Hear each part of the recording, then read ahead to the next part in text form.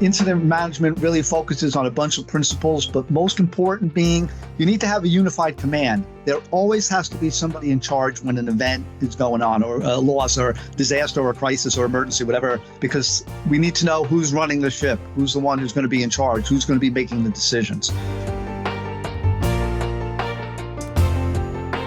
You're listening to The Senior Advisor, a WTW podcast series where we'll discuss issues facing the senior living industry and explore risk management solutions, hot topics, and important trends critical to senior living operations.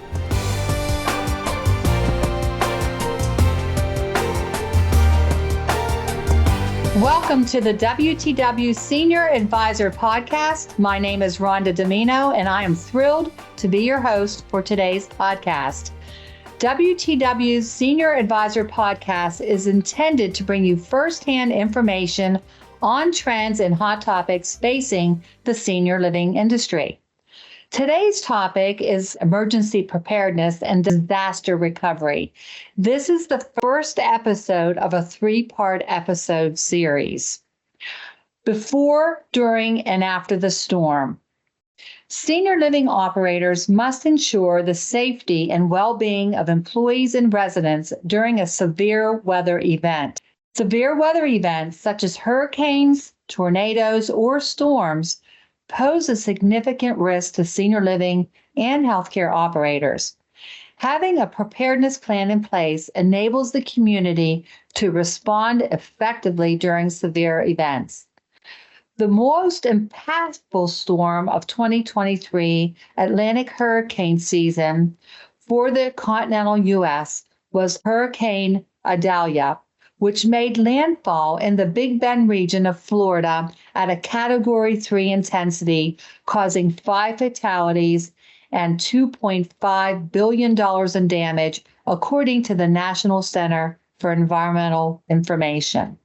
It's important to keep in mind that the effects of hurricanes and natural disaster events can be felt hundreds of miles across state borders and have a resounding impact to residents, employees, and your organizations. Emergency response plans can aid in assuring that seniors' medical needs are met and appropriate care can be delivered during the storm. Proactive planning will help with having a significant impact during severe weather events.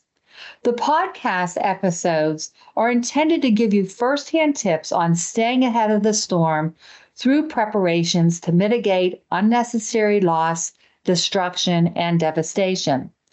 Three-part episodes will be presented by a panel of risk control consultants and national response experts. The three-part episode will focus on essential preparations and emergency planning that address before the storm, during the storm, and after the storm. The podcast will provide significant tips on staying vigilant to your community's emergency planning, prioritize safety plans for your residents and your organization. Today's episode will address the importance of conducting a thorough risk assessment to understand a community's vulnerabilities, the necessity of an effective communications plan, facility preparations, staff, resident and family preparations, and evacuation plans. So with all of that said, I would like to introduce to you our panelist and our guest today. I have David Gluckman, who is the WTW Risk Control Consultant. Welcome, David. Thank you, Rhonda. Hello, everyone. I'd also like to introduce you to Cal McCarthy, who's the Vice President and National Commercial Sales and Response for ServiceMaster Brands. Welcome, Cal. Thank you, Rhonda. It's good to be here. Hello, everybody. Nice to have you. I also have Wade Miller, President of OneRallyPoint. Welcome, Wade. Thank you, Rhonda. It's great to be here with everybody, and thanks for the opportunity to help share a little bit about what we think could be helpful. We're really happy to have you. We're really honored to have all of you join us in our discussion today. And it's a very timely discussion. We're getting ready to get into, unfortunately, hurricane season here in Florida, where I live. I know we've had several planning calls for our discussion. I heard you all talking about how standard operating procedures really have an impact to the recovery process. So my first question goes to Wade. Wade, can you really clarify why it's so important to have standard operating procedures? Yeah, sure, Rhonda. It's interesting how after the fact, people have sometimes the complaints are how it costs so much, it took so long, it was really stressful on everybody. And you look at their planning, and they haven't really done a lot. They may have an evacuation plan or a data backup plan or a generator plan and have some random things. But what we found extremely helpful is if you really spend time, and it does take time, is to walk through and create a standard operating procedure for the contractor, like Cal's company. If you have any other specialty vendors, let's say an industrial hygienist or an engineer, for your insurance adjuster team, for your local staff. What do each of these groups need to do when this disaster hits, whether it's a hurricane, like you mentioned, or any other type of just, standard, water damage problem that could be pretty pervasive in a building, is how do you want each of these groups to act for you? And how do you want them to interact with each other? So that there's a plan in place. So when they come on board, that they know they're working for you. So you're the client, it's your building, it's your insurance policy that's affected. All these things are in play, and then review that with them, and probably at least have an annual review and make sure that whatever lessons learned you get later, that you incorporate into the future SOPs. Very good information. Cal, do you want to elaborate? I think Wade covered it really well. Just to piggyback on it a little bit, as he said, to have a good SOP for your entire team when it comes to recovery, it really sets expectations on what everybody expects when we're working together to recover from, say, a loss or a storm or a natural disaster. That really allows us not only on site and while we're working, but a good SOP and a good pre-loss plan. We're going to know that SOP up front so we can study it, we can rehearse it, we can talk or ask any questions with the client or somebody like Wade on the SOP, and really know before we go in what the expectations are, and then obviously carry those out while we're on site and have something to go off of. So everything Wade said was spot on, and just want to piggyback how important that is. So it really helps to communicate accountability and really who's doing what. David, do you have anything to add about the standard operating procedure? Sure. One of the most tried and true standard operating procedures, which is used all the time when they're, especially during the response and recovery efforts, is the use of an incident management system or an incident command system. And I can't stress how important that is to be implemented. And it's very easy for the type of program that's always used in the public sector, first responders, fire departments, EMTs, law enforcement, to modify it and tailor it to the private sector. And incident management really focuses on a bunch of principles, but most important being, you need to have a unified command. There always has to be somebody in charge when an event is going on, or a loss or disaster or crisis or emergency, whatever, because we need to know who's running the ship, who's the one who's going to be in charge, who's going to be making the decisions. And along the same lines, incident management command system takes into consideration a terminology called span of control. No plan can be written where very few people are involved. It really needs to be an organization-wide approach. And by that, I mean you can't have one or two people doing 8, 10, 12, 15 different tasks. So you take into consideration a term called span of control, where you break it down into small little manageable pieces so that everybody knows what their role and responsibility is ahead of time. When you're using an incident management system, it's like I said, somebody's always in charge, but at other command staff positions include planning and operations and logistics and finance and administration. And the nice thing about it is it's scalable. You don't always need to have all those boxes filled, but it's something that would be making sense that no matter whether it's a small event or some kind of catastrophic enterprise-wide situation, you have a plan in place that's going to work and everybody knows what their role and responsibility is, and the framework is there and the structure is there. Yes, I can definitely relate to that. I know as a clinical operator working for a large retirement CCRC communities in Florida, in that incident command, you cannot underestimate the power of having a leader that's really driving that. And it is interdisciplinary for sure. And as you said, you don't have to have everyone available all the time, but someone really has to be driving the bus, so to speak. So I'm going to go to Cal for this next question that we have. And this question talks about a pre-loss agreement. What are some of the key components of a pre-loss agreement? Well, the pre-loss agreements are so crucial because what we've already talked about, a standard operating procedure and incident command, how crucial those are for a successful recovery.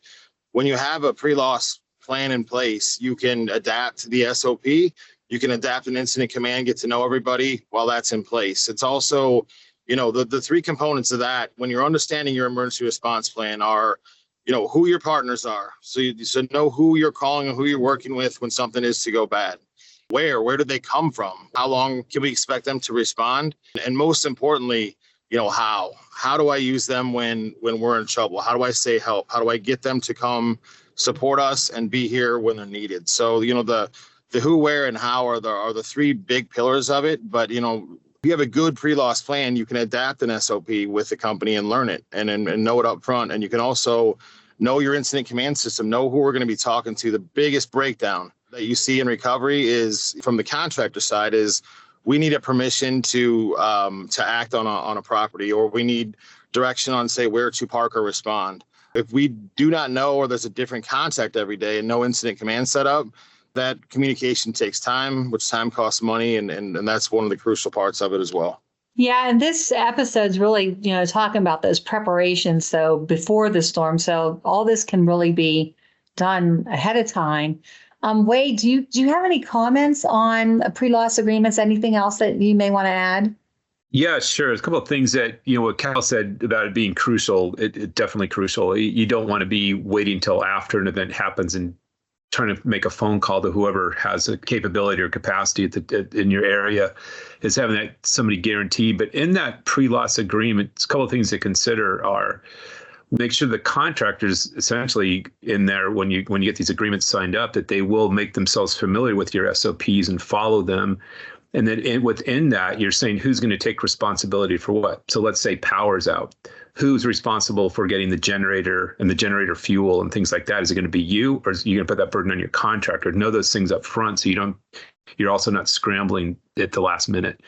And then if you have a dedicated adjuster, let that adjuster and your team all review the rate sheet, the documentation protocols, and make sure everybody's on the same page so that you don't have issues later. Sometimes for settlement, you try and prevent the future problems from even coming up because you've set things up in the front end with your agreements and your SOPs. Really good information. Now I'm going to jump to David. And as a broker, what are some of the ways that you can help a client prepare to respond to a disaster situation so they're just not reacting and making decision during the crisis? Thanks, Rhonda. That's a great question. And I look at it from a two-pronged approach. The first being pre-emergency planning. And do you have plans in place to address certain events that based on the probability and their frequency that would have a direct impact on your operations? For example, obviously, if you're in a hurricane-prone area, do you have a hurricane preparation document? If you're in a flood zone, how about a flood emergency response plan based on some of the natural and other hazards that you're associated with? And then not only from the written documentation, a great old riddle that I always like to talk about is, how do you get to Carnegie Hall? And the answer is practice, practice, practice. And the same thing applies with all your plans and your written documentation. You want it to get to the point where you've had tabletop exercises and you've had drills and you've had post-incident critiques and you've gotten everybody who's involved in the planning and preparation effort to know what they need to do and to be comfortable so that when the event does happen, it's almost like second nature. When you go out in the morning to start your car, you don't tell yourself to put your foot on the brake and turn the key and shift into reverse. You just do those things automatically, like muscle memory. And a mature program for handling certain events takes that into consideration, and it gets to that level, hopefully, which obviously, unfortunately, takes time, but nonetheless, that's really where you want to be. And then as a risk control engineer, we want to try to see what we can do to engineer the structure or design things so that we can hopefully mitigate an event from happening as much as possible.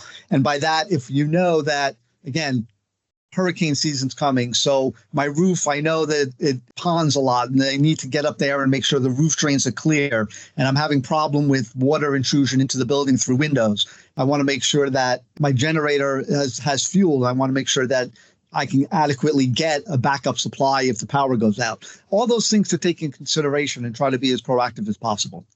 Wade and Cal, do either of you have anything that you think would be really helpful for our senior living audience as far as preparation? Can we start with Cal? Sure. And just to back up on what David said, he said something very key to, everything we've talked about, from a pre-loss plan in place to a standard operating procedure to incident command. And that is testing that plan up front. Everything looks great on paper, sounds good in your mind, but until you test it and get all the players involved and put yourself through the exercise, you don't know how it's going to perform. You don't know if everybody truly understands all the working parts of that plan or standard operating procedure. So having things in place, David said it best, like a tabletop exercise is one of my absolute favorite ways to test our plans and standard operating procedures with clients. You got to be able to test it out and really feel how it's going to run, know how it's going to run when it's in place. So that's a key point I wanted to touch on as well. Yeah, those tabletop exercises really do help, and really including people. It's a great time to really learn where there are some gaps in your preparation plans. Wade, is there anything else you wanted to talk to our audience about today?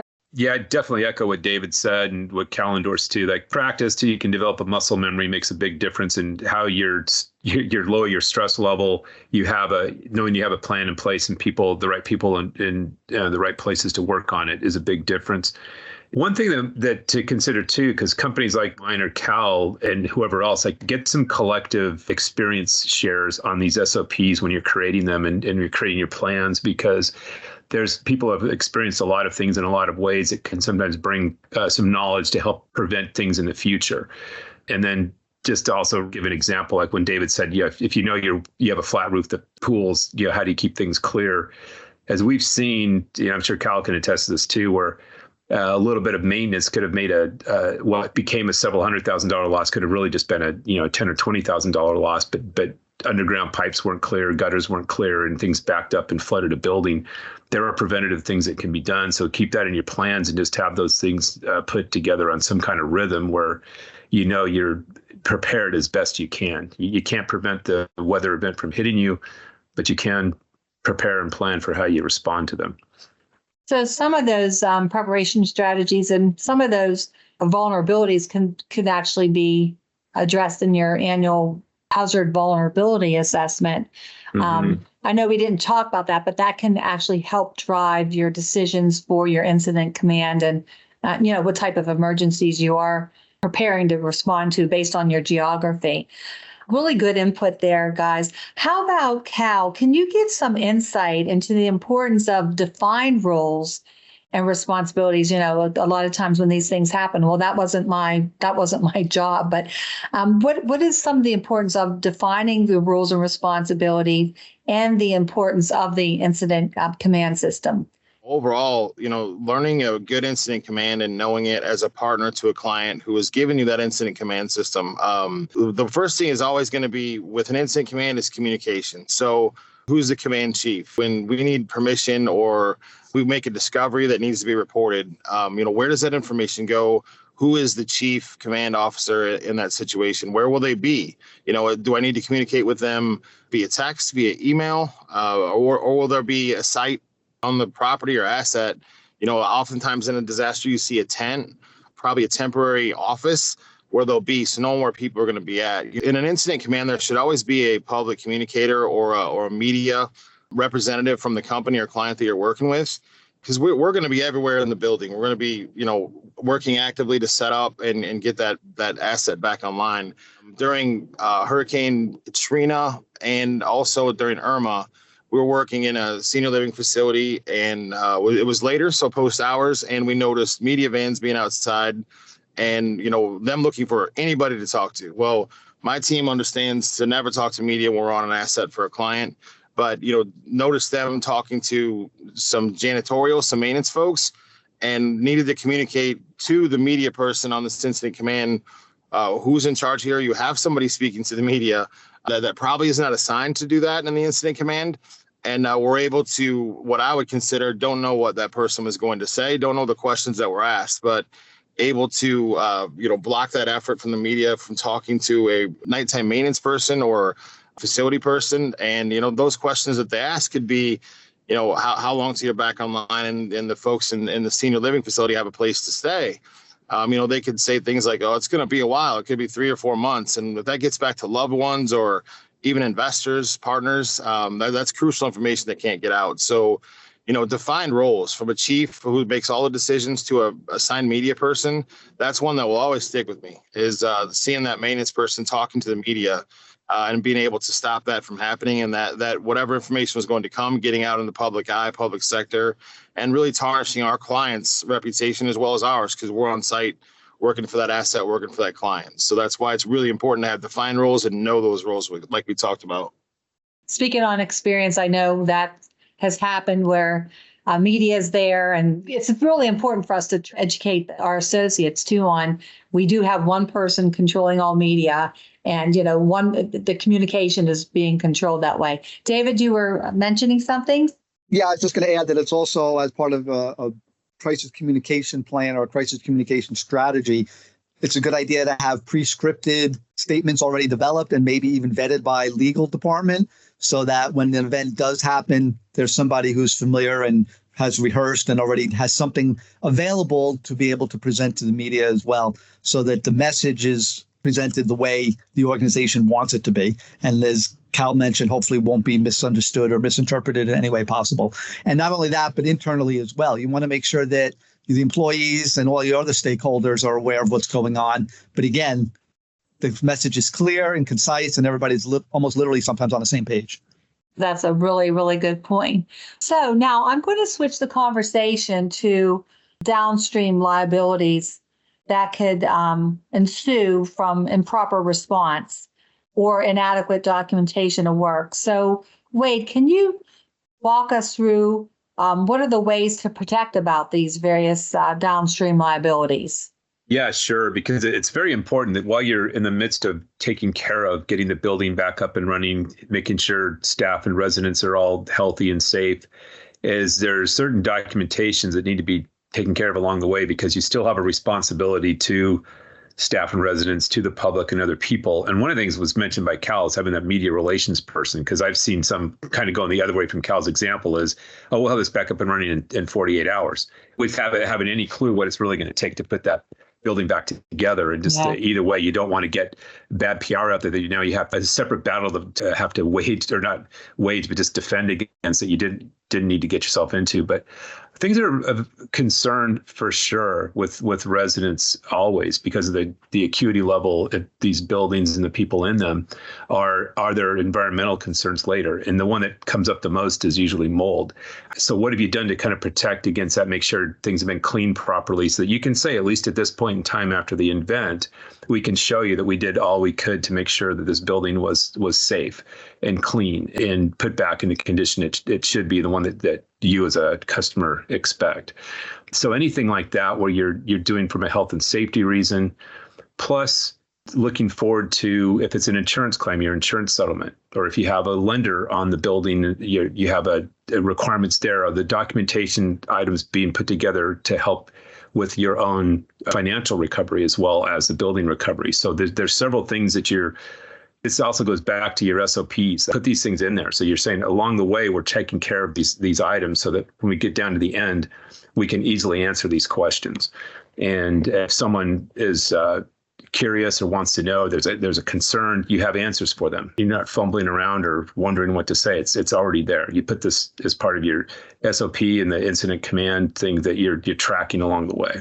Yeah, all those preparations. So Cal, I'm going to ask a question off the cuff. Everyone's talking, no matter what industry you're in, none of us are immune to disasters. I mean, unfortunately, with these severe weather events and climate change issues, there are weather events and natural disasters from occurring. But are there any artificial intelligence tools that are prediction tools that are being used or coming on the market to really help with preparations for these natural disasters that you're aware of? I think it's pretty early for AI prediction. We still largely depend on, some of the predictors that work within, say, I still believe NOAA is a great prediction system.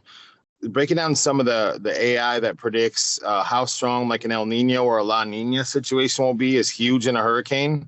And then also something that's been said to be very predictable as to the magnitude of storms is something like the Saharan dust model that comes off of Africa that slows the current in the Atlantic basin. That is another AI prediction of where that's going to be. More like it's almost a weather forecast, but those two factors, an El Nino situation or season and a La Nina and the Saharan dust model are, going along with the Atlantic basin charts of how deep and how warm the water is. Those AI predictions have been very accurate. Other than that, I think when it comes to a prediction model, still pretty early for AI to be to predict name storms or tornadic activity or earthquakes or wildfires. It's a natural disaster and an unknown disaster for a reason. I still think it's a little early for that, but they are very accurate in the ways of, predicting, La Nina or, Saharan dust, or even with wildfires, winds, and then also the dryness of the climate. They can be very accurate when it comes to that. David, did you want to make any comments to that?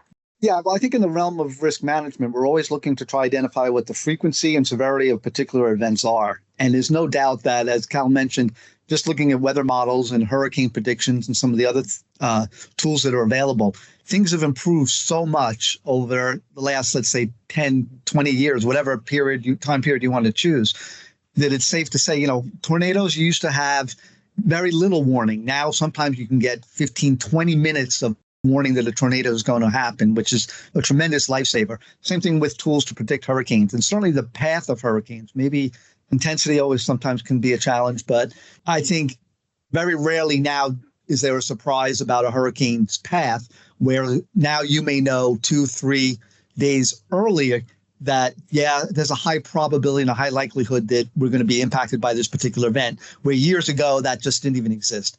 So, like Cal said, as things get better as far as modeling and technology, I think it's just only something that's going to help identify what the frequency and severity of events are going to be.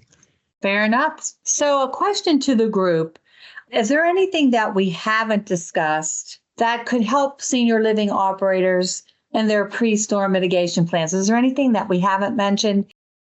Yeah, I think we hit the points well. I think the thing I would say, though, is hopefully you don't just say, hey, that's a great idea, we'll get to that at some point.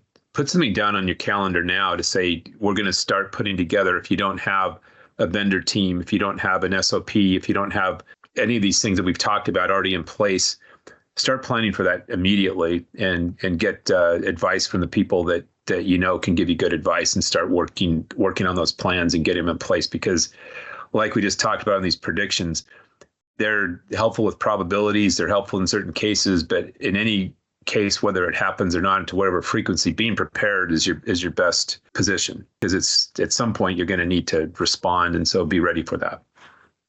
Your best defense is preparation, I'm hearing. Cal, did you want to add something? It really comes down to, I call it being on the agenda. The one thing we hear all the time is we've never been hit by a hurricane, we've never had any big floods, we've never had a fire. Well, that type of thinking keeps people away from the SOPs, the pre-loss plans, the incident command setups. And I see a lot of companies, a lot of clients that are sort of maybe embarrassed of where they're at with it. I said that the best plan is just to have a start to one. And I call it being on the agenda, which we all have, right? We all start meetings or start our day at home with some type of agenda for the day. If it starts being 2 minutes of your agenda, hey, you got it started. And then that will snowball into being a major part of the agenda, to testing it, to putting it in place and having a pre-loss plan or an SOP, whatever it might be. So don't think it won't happen to you. And a little start is better than no start. Great insight. David, any final thoughts? Sure. I mean, no plan is going to be perfect. And I think if there's a tendency to start out thinking, okay, we really don't have anything in place, or we want to build upon what we already have. So we need to come up with this very massive document that takes everything into consideration and covers all the contingencies. And that's just not going to be practical. Because no matter how hard you try, there's going to be something that happens that you didn't expect. And that's fine. The key is then learning from those lessons and not getting bogged down to your paralysis from analysis to the point where you feel overwhelmed to the point that this is just something that we're not going to be able to do. Because breaking it down to small, little manageable pieces and having it evolve over a long period of time is probably the best approach.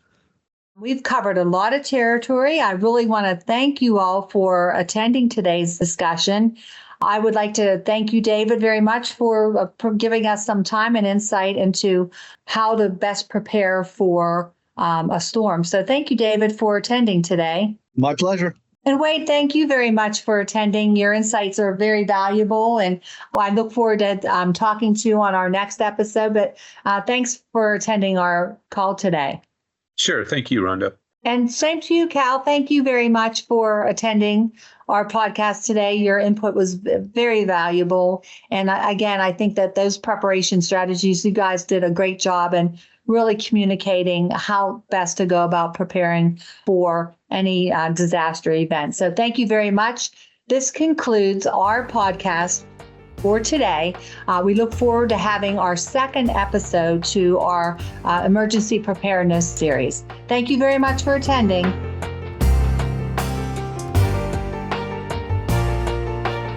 Thank you for joining us for this WTW podcast featuring the latest perspectives on the intersection of people, capital, and risk. For more information, visit the Insights section of WTWCO.com. WTW hopes you found the general information provided in this podcast informative and helpful. The information contained herein is not intended to constitute legal or other professional advice and should not be relied upon in lieu of consultation with your own legal advisors. In the event you would like more information regarding your insurance coverage, please do not hesitate to reach out to us. In North America, WTW offers insurance products through licensed entities, including Willis Towers Watson Northeast Incorporated in the United States and Willis Canada Incorporated in Canada.